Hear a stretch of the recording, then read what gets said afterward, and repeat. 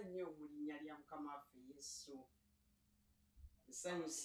Nsanyuse okubawulizaako newankubadde tetulabagana mu maaso naye emyoyo giri wamu mu Kristo. Neebaza Katonda olwa Reverend tusuubira weebale okuweereza Katonda. Neebaza n'olwa Sister Nakaggwa weebale obutakoowa kubeerangawo ku dooti. Neebaza n'olw'omusumba waffe John Lukyams weebale okutulabamu kye watulabamu n'osobola okuba nti ekirabo ekyo tewakireka kugwa butaka, naye ate Mukama n'akukozesa okulaba nti tukola ekyo ekitugwanira okukola mu Katonda. Mbalamusizza nnyo neebaza Katonda olw'abasumba ab'e Uganda tinammwe mwebale kuwaayo kadde. Kaseera kano mwandibadde mwazizzaako dda bulangiti nga temunnagijjako, naye olw'okwagala kwa Katonda okuli mu mmwe kubawalula nate okujja n'okubeera n'abooluganda okugabanira wamu n'ekigambo kya Katonda. So twebaza Katonda olw'ekyo. So katusabe. Mukama Kitaffe Omuyinza w'ebintu byonna, Taata tukwebaza akawungeezi k'olwaleero, tukwebaza olw'obulamu bwe watuwa, tukwebaza olw'omwana wo Yesu yatufiirira olw'ebibi byaffe n'atujja mu nsi ey'ekizikiza n'atuleeta mu nsi ey'ekitangaala. Taata tukwebaza n'olw'obuyinza bwe watuwa era mu kuyita mu kusomesebwa akawungeezi k'olwaleero, ate amaaso gaffe gagenda kummulisibwa okweyongera okulaba ekisa kya Katonda ekiri mu Kristo, olwo nno tulyoke tubeere n'okutegeera okulungi okutambulira mu bulamu obw'obuwanguzi. Tukwebaza nnyo era tusabye nga tuyita mu linnya lya Mukama waffe Yesu. Amiina. Mbalamusizza nate bulungi ogwokubiri. Atukyali ku ssomo lyaffe erya obuyinza bwe tulina mu linnya erya Mukama waffe Yesu. Tuzze tutambula tusenvula tunaatera oddizingako, era bulijjo bwe tubadde tujja tusoma tukwata essomo limu ku limu, kubanga paketi y'obulokozi eno erimu ebintu bingi ng'abakkiriza bye tulina okuyiga. Naye mu byonna twebaza Katonda atuwadde ekisa eky'okumumanya n'okumutegeera mu kubikkulirwa kwa Kristo ffe abakkiriza, tusobole okwetegeera okununula kuno kwe yatununula okutuggya mu kibi mu nsi ey'ekizikiza n'okutuleeta mu nsi ey'ekitangaala. So ku mulundi guli twatunuulira obuyinza omukkiriza bw'alina mu linnya lya Yesu, era bwetyo bwe tugenda okuddayo emabega okuyitamu mu bye twayiga luli. Twalaba nti omukkiriza y'oyo eyakkiriza mu linnya erya Yesu, era ne tweyongera ne tulaba nti omukkiriza si y'oyo agenda obugenzi mu kkanisa, era omukkiriza si y'oyo azaalibwa mu kkanisa, era omukkiriza si ye mukadde, ate si ye mudinkoni, ate si ye musumba, ate si ye archbishop, ate si ye pope.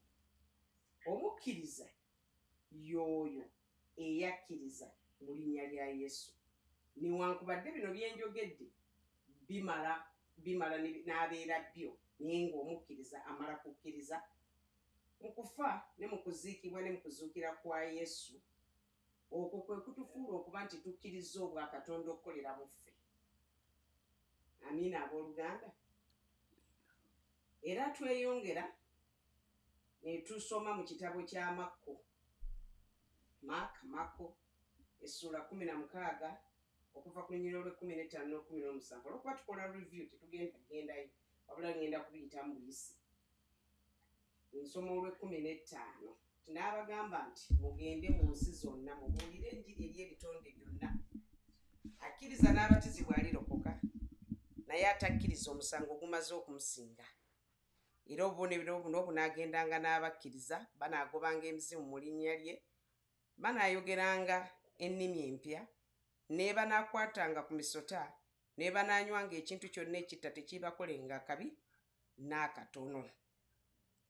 So tulaba ti erinnya lino lirina obuyinza, era obuyinza buno omukkiriza bw'alina buva mu kukkiriza. Age nti akkiriza n'abatizibwa alirokoka.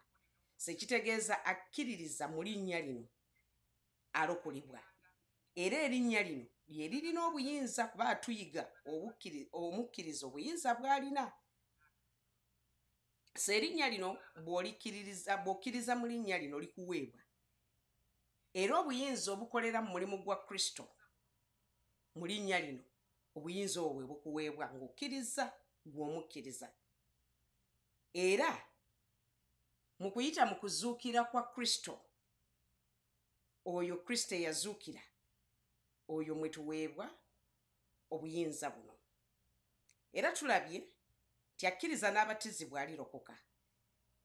Era ku mulundi guli twakiraba nti okuba ekintu ekikulu kwe kumanya nti wabatizibwa okuyingira mu Kristo era walokolebwa mu linnya eryo.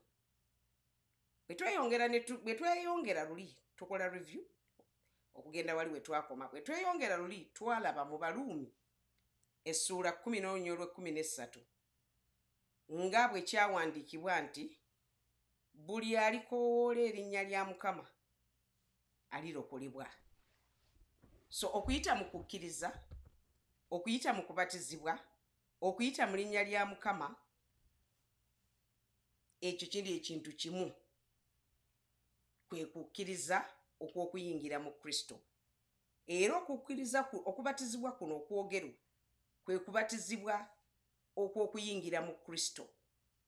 Era kwe kufuna Kristo, nti omukkiriza bw'amala okukkiriza, Kristo ajja gy'ali, omwoyo wa Kristo ajja mu ye, era Kristo afuuka byonna mu byonna.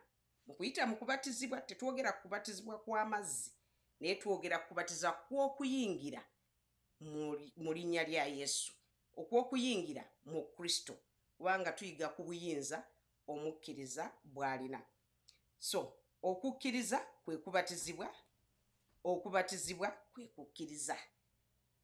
Tuli ku kigambo ekyokubatizibwa kati tufuna okutegeera okw'okuyita mu kitabo kino kye tuva okusoma ekya Luka, okumanya okubatizibwa kuno. Tetwogera kubatizibwa okw'okunnyikibwa mu mazzi, naye okubatizibwa okw'okuyingira mu linnya erya Yesu Kristo, kubanga mu linnya eryo mwe muli obuyinza omukkiriza bw'alina era mwatambulira era mwawangulira.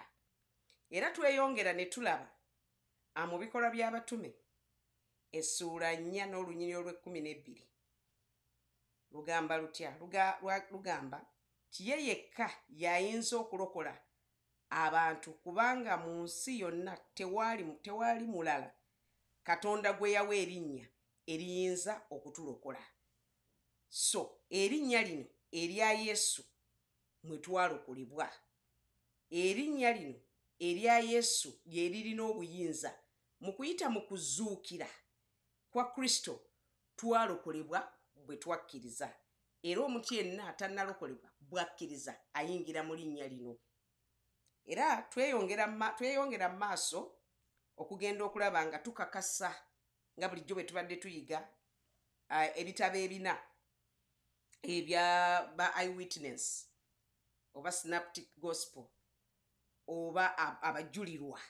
Ebitabo bino ye Matayo, Marko, Luka ne Yokaana. By'ebitabo ebyo ebyenjiri eyogerwa ku Mukama waffe. So bwe twasoma mu Yokaana essuula 2 n'olunyiriri olwa 31 wagambye lutya? Ti naye bino byabawandiikirwa mulyoke mukkirize nti Yesu ye Kristo omwana wa Katonda, era olw'okukkiriza okwo mulyoke mufune obulamu obutaggwaawo. So kumukiyita mu kukkiriza okw'okukkiriza Kristo omwana wa Katonda, omwo mwe tuweebwa obulamu.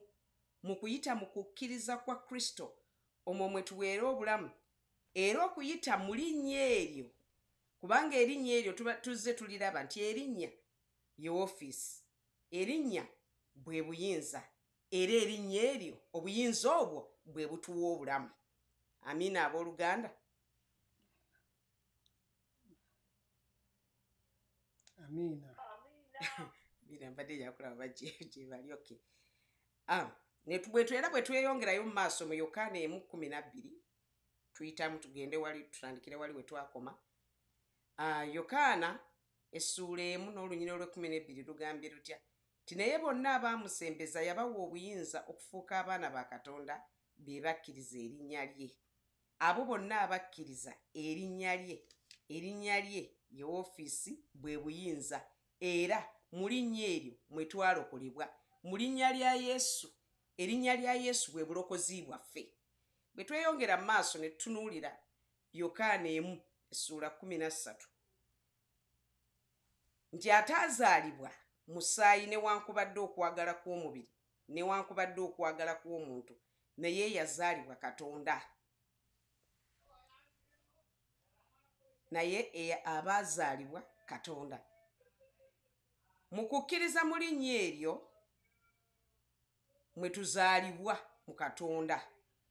Bwe tutunuulira mpandiika y'ekyawandiikibwa kino mu ssuula eno eya Yokaana 1 okuva ku lunyiriri olw'12 n'olw'13 lutulaga nti wano yali ayogera ku Kristo eyaliwo mu mubiri kyekiga nti ataazaalibwa musaayi newankubadde okwagala kw'omubiri newankubadde okwagala kw'omuntu naye yazaalibwa Katonda.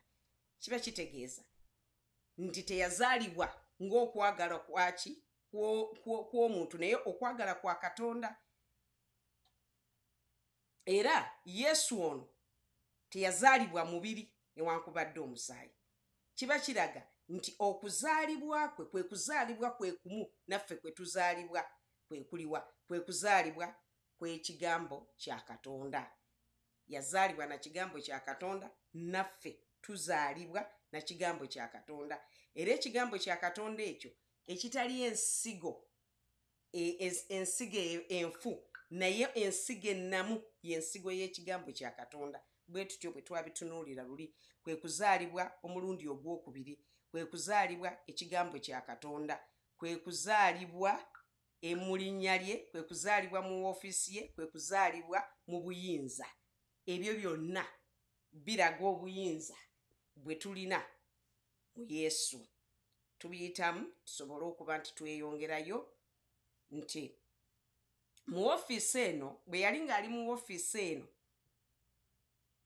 woofiisi eyeri mu njiri ennya teyalinaako kye yali ayinza kukola kisukka ku mwoyo wa Katonda gwe yalina mu biro ebyo ng'ali mu njiri ennya. Mujjukire luli twalaba nti tewali yalokolebwa mu biro ebyo kubanga yali tannafa tannaziikibwa tannazuukira naye abaaliwo abaawulira ebigambo ebyavanga mu ye bakkiririzanga mu bigambo ebyo. So tusoma tuyiga ku kigambo ky'omukkiriza okuba n'obuyinza mu linnya erya Yesu. So mu linnya eryo mwe tulokolebwa, mu linnya eryo mwe tuweerwa obuyinza. So omuntu yenna bw'akkiriza mu mutima gwe nti Yesu yafa n'aziikibwa n'ayatula n'akamwa ke nti Kristo Yesu Katonda yamuzuukiza mu bafu aba alokoleddwa. Era Katonda alokola oba yatulokola oba alokola okuyita mu kufa kw'okuzuukira kwa Yesu. Okuyita mu kuzuukira Katonda yeefunira abaana. Amiina abooluganda. Amiina. So ku mulundi guli twalaba nti yatuma ensanvu okugenda okubuulira enjiri kuba tuyiga wa obuyinza omukkiriza bw'alina kubanga ebiseera ebisinga bwe tutasomesebwa ndowooza zaffe zino tetutegeera ki kye tuli mu Kristo kyekiva kitwala kyovulama nti Mukama yanyaga ebirabo naawe abasumba abatume bannabbi ababulizi b'enjiri yabawe ebirabo bino ebikiweeswa kwe kusomesa omukkiriza ono okuba nti akula okutegeera okutuuka mu kigere ekya Kristo okwemanya ki kyali mu Kristo. So yatuma ensanvu n'agituma egende ebuulire enjiri era n'ayogera nti amakungula mangi naye abakunguzi batono, naye musabe oyo kabaka w'amakungula asobole okusindika abakunguzi. Mu buyinza mwe yabatumira obwo bwe yalina mu biro ebyo luli twalaba bwe buyinza obwali nti yali yafukibwako amafuta, era mu kuyitamu ekyo yabatuma okugenda okubuulira enjiri, ng'enjiri gye baali babuulira ey'okuwonya abalwadde, ey'okugoba dayimondi, era y'ey'okukola ki, y'okubuulira enjiri y'obwakabaka nti bunaatera. Naye bwe badda ne basanyuka nga bagamba nti n'emizimu gituwulira, n'abagamba atya, n'abagamba nti naye muleme okusanyuka olw'okuba nti emyoyo emibi gibawulira, wabula musanyuke kubanga amannya gammwe gawandiikiddwa mu ggulu. So mu biseera ebyo Yesu yalina obuyinza, omwoyo wa Katonda eyamuliko yali amusobozesa okuba nti abuulira abantu obwakabaka bwa Katonda era nga agenda awonyanga bonna abajoogebwanga ki nga Sitaani. Era bwe buyinza bwe bumu bwe yatumiramu abakkiriza abagoberezi be ba disciples be be yatumiramu. So ekyo kye baalina okukola. Kati ekyo bwe tuba tusoma tulina okumanya kuba tuzze tuyiga engeri y'okwawulamu ebiro, tusobole okumanya biro ki bye tulimu. Kati ngaffe abali mu biro by'okuzuukira kwa Kristo tuli mu ndagaano empya, kati ate tetukola nga bali bwe baali, wabula tukola okusinziira ku Kristo bwe yazuukira, kubanga yaweebwa amaanyi okuva mu ggulu, yaweebwa amaanyi mu ggulu ne ku nsi, era teri linnya ddala lirina maanyi okuggyako erinnya eryo eryaki erya Yesu. Saabagambye nti temusanyuka kubanga emizimu gikola ki, gibawulira, naye musanyuke kubanga amannya gammwe gawandiikiddwa mu kitabo eky'obulamu. So bwe tweyongera mu Luka mu bikolwa by'abatume essula 11:38 lwe lutukakasa kiri kye mbadde mbagamba nti Yesu Omunnazaaleesi Katonda bwe yamufukaako amafuta n'Omwoyo Omutukuvu n'amaanyi, yatambulanga ng'akola bulungi, ng'awonya bonna abajoogebwanga Sitaani, kubanga Katonda yali naye. Mu biro ebyo eby'enjiri ennya yatambulanga ng'awonyanga bonna abajoogebwanga, kubanga yali tasobola kukola kusukkuluma kw'ekyo mu biro ebyo ng'ayambadde akyali mu nsi muno ayambadde omubiri, kubanga yali aestablishinga obwakabaka bwe ng'era abulaga engeri gye bugenda okukola. So tewaali yalokoka mu biro ebyo wabula bakkiririzanga mu njiri eyo gye yababuuliranga. Naye bwe yamala okufa n'okuziikibwa n'azuukira, olwo nno abantu ne balyoka balokolebwa. Lwaki? Kubanga bwe yali akyali ku nsi omwoyo yenna yali mu ye, so kyali kimugwanira okumala okufa alyoke atuwe omwoyo we. Amiina abooluganda. So bwe tugenda mu maaso ne tusoma, bwe twagenda mu maaso twasoma ebbaluwa ya Yokaana essula 3 n'olunyiriri olw'omunaana. Lugambye lutya? Nti akola ekibi oyo ye wa Sitaani, kubanga okuva ddala ku lubereberye Sitaani mwonoonyi, n'Omwana wa Katonda kyavudde alabisibwa azikirize emirimu gy'omulabe Sitaani. So lwaki tuyita mu bintu bino? Tusobole okumanya, okutegeera obulokozi bwaffe wa gye buva n'amaanyi n'obuyinza obukolera mu ffe wajje buva nti bwe tusomesebwa tuba tuli abantu abasomeseddwa endowooza zaffe nga tutambulira mu bulokozi bwe tutegeera. So agambye nti akola ekibi ewa Sitaani kubanga okuva olubereberye Sitaani mwonoonyi n'omwana wa Katonda kyavudde alabisibwa azikiriza emirimu gy'omulabe Sitaani.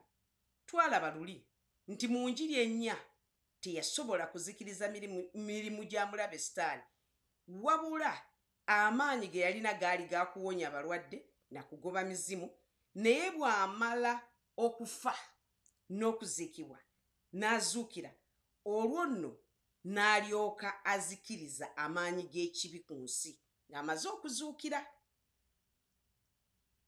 Naye nga mu Njiri ennya omwoyo oli owa Mukama eyamulingako ge maanyi agakolanga ki, agagobanga dayimondi ne gawonya, naye nga tannazikiriza, amala kufa n'alyoka azikiriza. Ekyo tukiraba mu Makko essula 16 okuva ku lunyiriri lwe 15 n'olwabiri. Tugenda kuyitayo buyise. N'abagamba nti mugende mu nsi zonna mubuulire enjiri eri ebitonde byonna.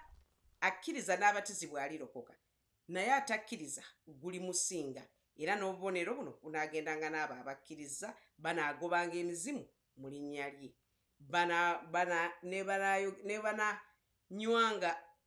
ne banaayogeranga ennimi empya, ne banaakwatanga ku misota tegibakolenga kibi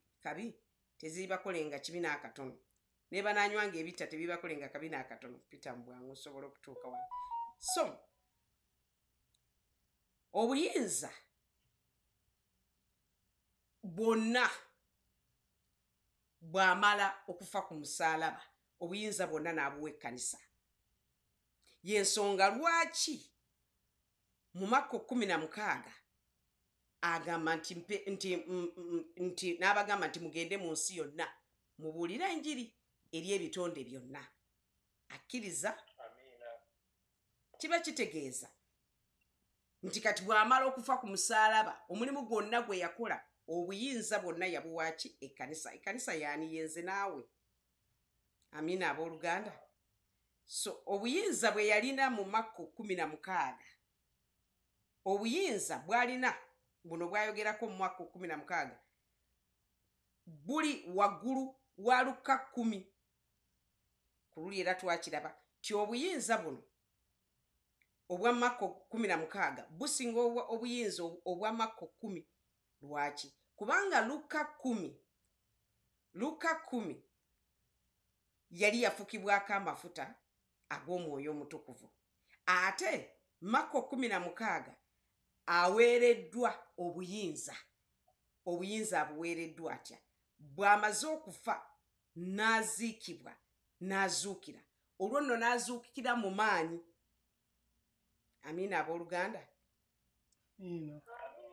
Olw'19 ne lugamba bwe luti nti awo Mukama waffe Yesu bwe yamala okwogera nabo n'atwalibwa mu ggulu n'atuula ku mukono ogwa ddyo ogwa Katonda. Nabali ne bafuluma ne babuulira wonna wonna. Mukama waffe ne yeeyongera okuba nabo era n'anyweza ekigambo kye mu mubonero ng'ebyawandiikibwa. So omulimu guno ogwa Kristo gwe yamala yaguwa ekkanisa, omulimu nti yazza omuntu mu kifo Katonda mwamwagala, ti omuntu ono bw'akkiriza mu Kristo Yesu, bw'akkiririza mu linnya lino, erinnya lino lirina obuyinza.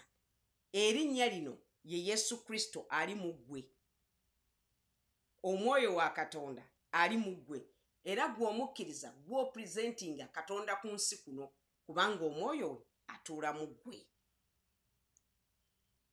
So bwe buyinza buno, kyovudde olaba nti obuyinza buno bwe yayogera ku Luka 10 n'aga nti laba mbawadde obuyinza obw'okulinnya ku misota ne ku njaba ez'obusagwa. Obuyinza obwo butuukirizibwa ng'amaze okufa, okuziikibwa n'okuzuukira. Olwo butuukirizibwa olwo oyo amaanyi g'omulabe Sitaani amaze okugafufuggaza. Naye wali mu Njiri ennya yagobanga bugobi Diamond n'abayigiriza n'abawa buyinza bwa kugoba Diamond na bwa kukola ki ne bwa kusabira balwadde n'okuwonyanga bonna abo abalinga banyigirizibwa naye bw'amaze okufa n'okuziikibwa olwo nno n'alyoka azikiriza emirimu gy'omulabe Sitaani. Erinnya lino kyeki? Erinnya lino ye woofiisi kyekifuga erinnya lino. Ku mulundi guli twalaba nti ekifuga erinnya lino kwe kufa, okuziikibwa, n'okuzuukira, n'okutwalibwa. Mu kuzuukira yawangula. Kiki yawangula? Yawangula okufa, yawangula ekibi, yawangula Sitaani. Era mu kuyita mu linnya lino tulokolebwa. Era bwe tulokolebwa kiba kitegeeza omukkiriza ono awangudde ekibi, awangudde Sitaani, awangudde n'okufa. Ebiseera ebisinga bwe tukozesa ekigambo kufa, abantu abasinga tutunuulira kuno okufa okwaki? Okw'omubiri. Kuno omufa okw'omubiri buli muntu yenna agenda kufa. Naye waliwo okuli okufa okw'omwoyo, okuba nti omwoyo wa Katonda yatugibwako, naye Kristo bw'akomyewo n'aleeta omwoyo wa Katonda. Kati buli amukkiriza afuna omwoyo wa Katonda oyo. Omwoyo wa Katonda oyo yatuleetera okuba nti tuba n'enkolagana ne Katonda, kubanga Katonda kyatuwagaza kwe kuba n'enkolagana naye. Yatonda abantu be ng'ayagala bamutegeere, abeere ng'alina enkolagana nga taata n'omwana. Amiina abooluganda. So omuntu yenna eyazaalibwa omulundi ogwokubiri yawangula ekibi, awangula Sitaani, awangula okufa. Y'ensonga lwaki omukkiriza teyeetaaga kusumululwa, kubanga tewali kimwetaaza kusumululwa ng'ate olwedde abadde musibe bw'akkiriza n'asumululwa. Ekigambo ekisinga obungi kibatera okukozesa ekya deliverance. Omuntu yenna bw'azaalibwa omulundi ogwokubiri aba amaze okuva mu nsi ey'ekizikiza n'ayingira mu nsi ey'ekitangaala. Kiba tekimwetaagisa kuddamu kusumulula. Obuzibu obuba buliwo y'endowooza ye. Endowooza y'eba erina okuba ng'esomesebwa okusobola okuba nti yeetegeera ki kyali mu Kristo, era ng'omuntu ono gwe yakkiriza amutegeera okusobola okuba nti fellowshippinga naye, alina enkolagana ennungi naye. Naye nga omwoyo gwe guba gwalokolebwa, ndowooza y'eba yeetaaga okusumululwa, kubanga endowooza eba tennaba kutegeera kino kye yakkiriza. Amiina abooluganda. Amiina. So omuntu yenna bw'akugamba nga wamala dda okusumululwa, okukkiriza nti jangu osumululwa, aba akoze obukyamu bungi. Abanga agamba tewasumululwa nti ne Kristo teyafa era teyaziikibwa era teyazuukira. Naye bw'oba okkiririza mu kufa ne mu kuzuukira kwa Kristo, kiba kitegeeza bwe wakkiriza olunaku olwo omwoyo wa Katonda yajja mu ggwe, era omwoyo wa Katonda atuula naawe lubeerera, tavaawo. So okwongera okukakasa ekyo nti twasumululwa, katusome Abakolosaayi 13. Abakolosaayi essuula 13, eyatulokola mu buyinza obw'ekizikiza n'atutwala mu bwakabaka obw'omwana we omwagalwa. Eyatulokola mu buyinza obw'ekizikiza kyekiva kitutwala okuba nti tusoma ebyawandiikibwa bino, okuba nti tutegeera obulokozi buno bwe twakkiriza. Eyatulokola mu buyinza obw'ekizikiza n'atutwala mu bwakabaka bwe, mu bwakabaka obw'omwana we omwagalwa. Twanunulibwa okuyita mu bwakabaka buno, twanunulibwa okuyita mu musaayi gwa Yesu, kubanga okuyita mu musaayi ogwo tusonyiyibwa ebibi byaffe, era okuyita omwo mwe tuzaalibwa omulundi ogwokubiri. Twazaalibwa omulundi ogwokubiri okuyita mu kukkiriza kwa Kristo. Tuli ku linnya, obuyinza obukolera mu linnya. So bwe twanunulibwa ne tufuna okusonyiyibwa kw'ebibi byaffe, bwe twanunulibwa okuva mu kizikiza okudda mu kitangaala, bwe ekyo kye kyatutwala okuba nti tuli balokole, twalokolebwa, twazaalibwa omulundi ogwokubiri, tetwetaaga kusumululwa. awo kati tweyongerayo waliwo envuddeko emabega we twakoma kati tugenda tweyongerayo okuba nti tujjuuliriza kino kye twagira nti twanunulibwa emyoyo emibi tegikyatulinaako buyinza naye olw'okuba tetusomeseddwa bulungi tuba tulowooza sitaani ajja okutukuba sitaani tasobola kujja kukolera mu ffe kubanga ekifo mweyandibadde atuula kristo y'atuulamu wabula kyakola olw'okuba nti tuba tetumanyi tuli ignorant about ebintu bya katonda y'ensonga lwaki atunyigiriza n'endowooza atunyigiriza bunyigiriza olw'okuba tetulina kumanya naye nga tasobola kutukola ki kujja n'atuula mu ffe so kyova olaba nti emyoyo emibi tegikolera mu mukkiriza gikolera mu batakkiriza kubanga twakkiriza twayingira mu bwakabaka twava mu bwakabaka obw'ekitangaala ne tuyingira mu bwakabaka twava mu bwakabaka obw'ekizikiza ne tuyingira mu bwakabaka obw'ekitangaala era twalokolebwa okuyita mu linnya erinnya ye woofiisi erinnya bwe buyinza era kwe kuzuukira kwa kristo okuliwo mu buliwo okwo okuleeta omuntu okuzaalibwa omulundi ogwokubiri amina abooluganda bwe tweyongerayo mu baluumi essuula 8 n'olunyiriro lwa 34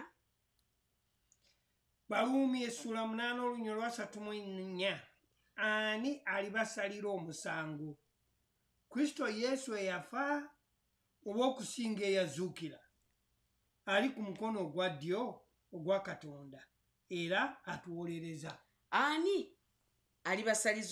alibasalira omusango kristo eyafa oba okusinga eyazuukira ali ku mukono ogwa ddyo ogwa katonda era atuwolereza mu kuyita mu mulimu kristo gwe yakola ogw'okututabaganya ne katonda yawaayo omutango ogw'okusasula ekibi kyaffe ogwo omulimu gwe yakola ogw'okuwaayo omutango gwe guyitibwa ogw'okutuwolereza gwe guyitibwa ogw'okwegayiririra yasasula kiki yasasula yafa yaziikibwa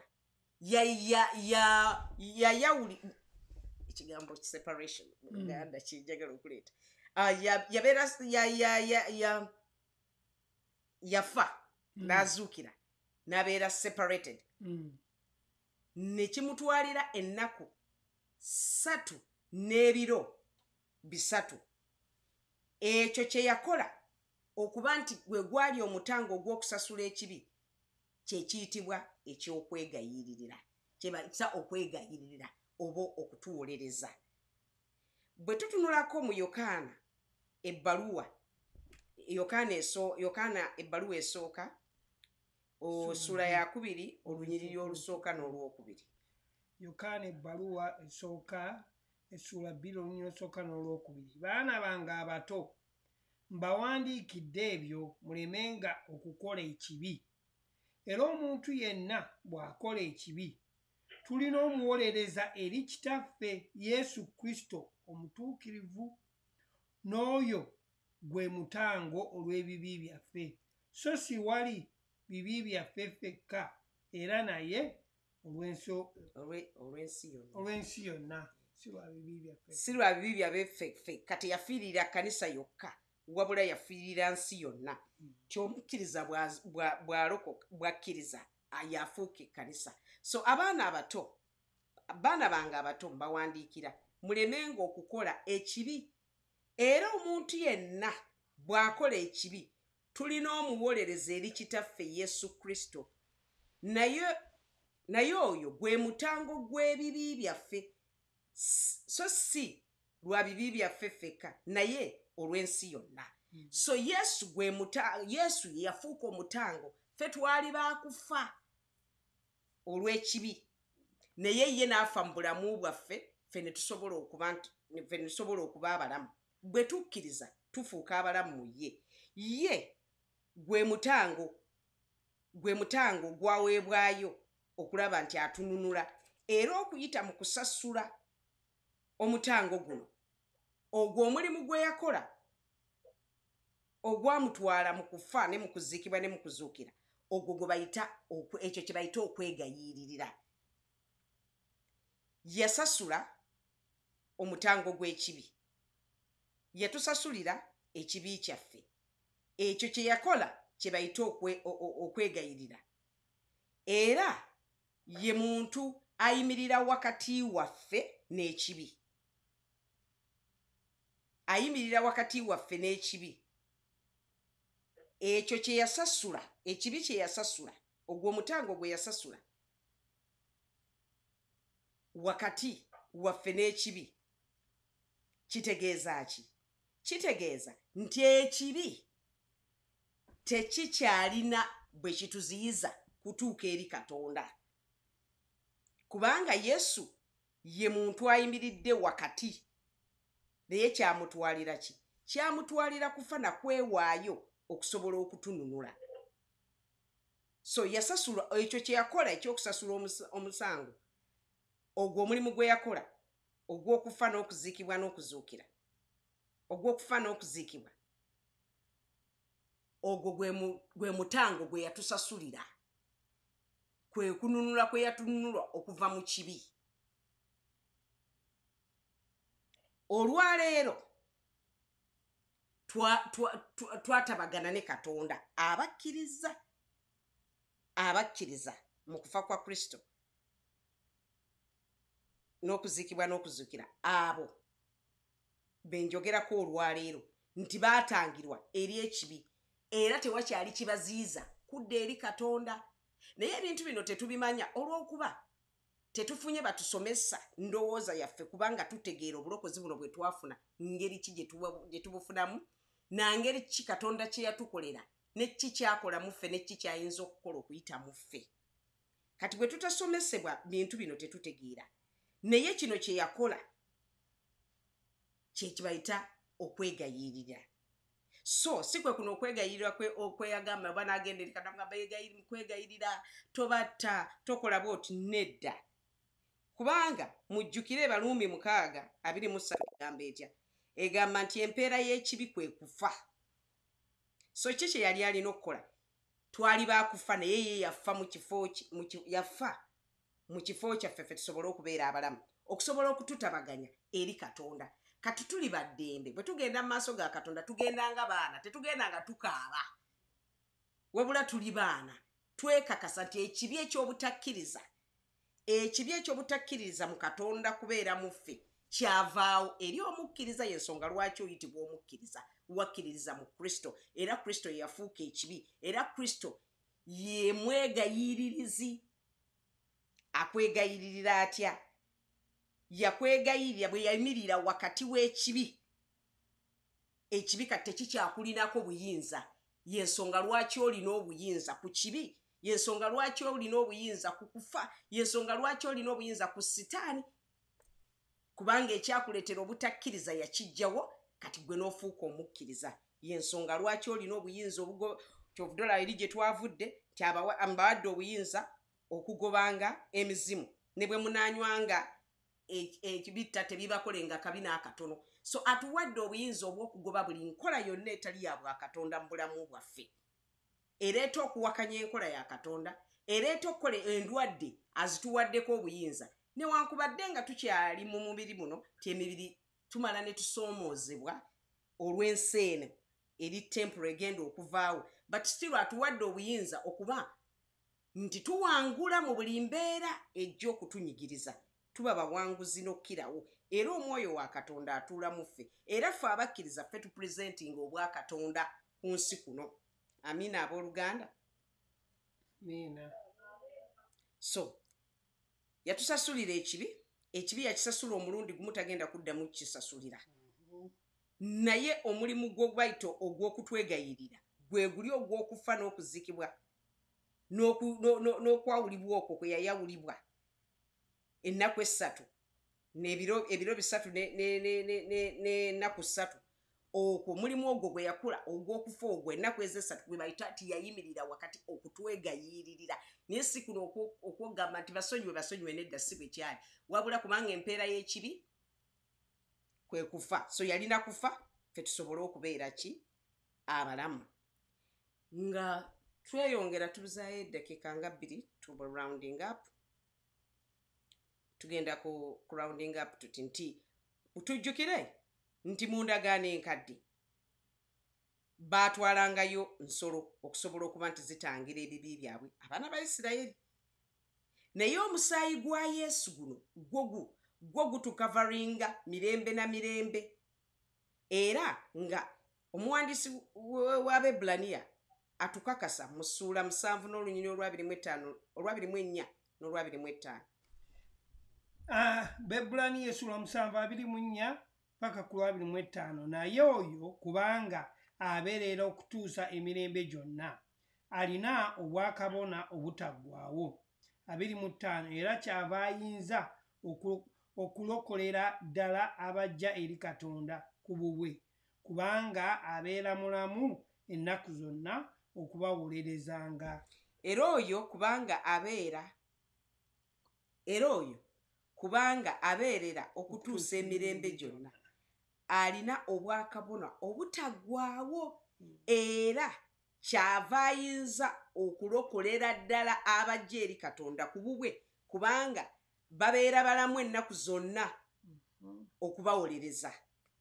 Tekitegeeza nti omuntu bw'alokoka olw'ekiba ekisa kya Katonda alina kusigala ng'ayonoona kubanga alina omuwolereza. Si kye kitegeeza. Omuntu yenna bw'ategeera obwa Katonda atandika okutambulira mu kwegendereza ne mu kumanya okwo. Abasinga obungi bwe bawulira ebigambo bino baga nti ababuulizi ba Grace bawa abantu olukusa okwonoona. Abooluganda, abantu bonna boonoona teri abawalukusa. Endowooza y'ekibi etuula mu bo. Naye ate omuntu bw'amala okumanya okwagala kwa Katonda n'akkiriza obwa Katonda atandika okutambulira mu kutegeera ne mu kumanya.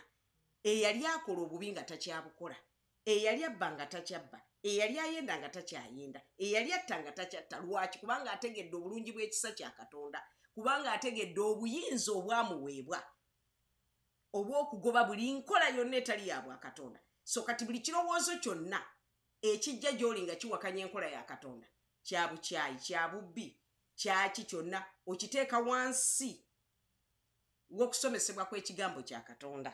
Amiina abooluganda. So oyo ayinziriza ddala okulokola abajja eri Katonda ku bubwe, kubanga abeera mulamu ennaku zonna okubawolerezanga. Si mu bitundutundu, si mu ki kyonna, bwe tulokoka tulokolera ddala. Kati bwe buyinza obwo bwe tuyiga, bwe tutambuliramu obw'okukola ng'enkola ya Katonda, obw'okukola obulungi bwa Katonda, nti omukkiriza bw'ategeera bw'ati n'abeera nti asomesebwa emirembe ennaku zonna bw'ati, endowooza yeetandika okukyuka n'erowooza ebintu by'obwa Katonda. Naye bw'atasomesebwa abeera musibe mu ndowooza newankubadde nga yalokolebwa. Amiina abooluganda. Amiina. So tusembyayo kimu kyokka kino mu 7:22 nga nzigalawo. Ti era ne Yesu bwe yafuuka bw'ato omuyima w'endagaano esinga obulungi. So Yesu ye yakola ki? Ye yafuuka omuyima w'endagaano esinga obulungi. Yakakasa obulokozi buno era yabutunuulira okulaba nti tewali kikyamu kigendako. Kitegeeza teri kalungi kayinza kuva mu ffe. Ffe okukola obulungi kwe kukkiriza ye okujja okubeera mu ffe. Amiina abooluganda. Mukama abawe omukisa. Tunaddamu nate.